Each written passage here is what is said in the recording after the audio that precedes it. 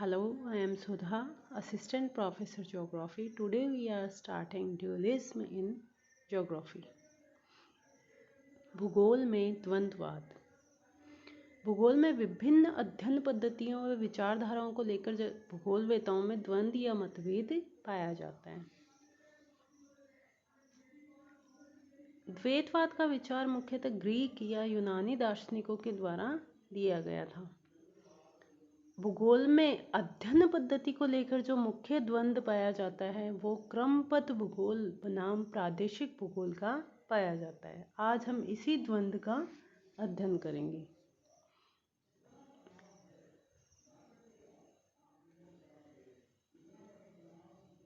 भूगोल की महत्वपूर्ण अध्ययन पद्धति के रूप में क्रमबद्धता व प्रादेशिकता का द्वंद्व स्पष्ट रूप से प्राचीन काल से लेकर वर्तमान तक भूगोल में देखा जाता है।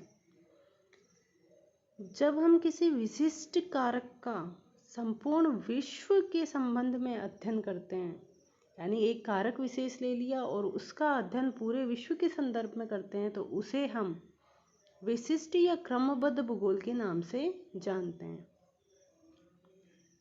लेकिन जब हम किसी क्षेत्र विशेष को लेकर उसके सभी कारकों का अध्ययन एक के बाद एक करते हैं, तो इसे हम प्रादेशिक भूगोल के नाम से जानते हैं।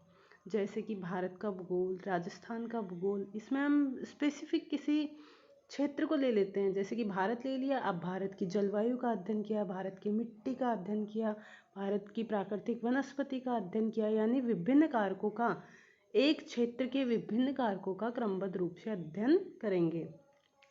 इसे प्रादेशिक भूगोल कहते हैं। लेकिन क्रमबद्ध भूगोल में तत्व विशेष का, जैसे जलवायु ले ली हमने और पूरे विश्व की जलवायु का अध्ययन किया, यानी तत्व विशेष को लेकर संपूर्ण विश्व के संदर्भ में जब अध्ययन किया जाता है तो उसे क्रमबद्ध भूगोल के नाम से जाना जाता है।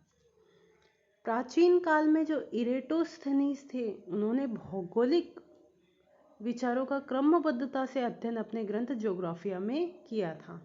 यानी सर्वप्रथम क्रमबद्ध भूगोल का अध्ययन इरेटोस्थनीज द्वारा व्यवस्थित रूप से किया गया, इसलिए इसे इरेटोस्थनीज को क्रमबद्ध भूगोल के पिता के नाम से भी जाना जाता है। आधुनिक भूगोल के पिता अलेक्जेंडर वॉन हम्बोल्ट भी क्रमबद्ध रूप से क्रमबद्ध भूगोल का समर्थन करते थे और उन्होंने क्रमबद्ध भूगोल पर ही कॉस्मोस नामक एक ग्रंथ की रचना की। यानी हम्बोल्ट का जो कॉस्मोस ग्रंथ था वह क्रमबद्ध भूगोल का ही उदाहरण था। हम्बोल्ट महोदय ने सामान्य भूगोल के अंतर्गत भौतिक कारकों व मानवीय क्रियाओं का अध्ययन किया है। 17वीं शताब्दी में महान भूगोलवेता वेरेनियस जो थे, उन्होंने सामान्य भूगोल को ही क्रमबद्ध भूगोल कहा था। उनका जो प्रसिद्ध ग्रंथ था ज्योग्राफिया जनरलिस, वो क्रमबद्ध भूगोल का ही उदाहरण माना जाता है। प्रसिद्ध जो फ्रांसीसी भूगोलवेता थे रैकलस, जिसे रैकलस या रेक्युलस ने संपूर्ण पृथ्वी का अध्ययन ला टेरे के रूप में किया था। जब किसी प्रदेश के संपूर्ण भौगोलिक कारकों के संबंध में अध्ययन किया जाता है तो इसे प्रादेशिक भूगोल कहा जाता है।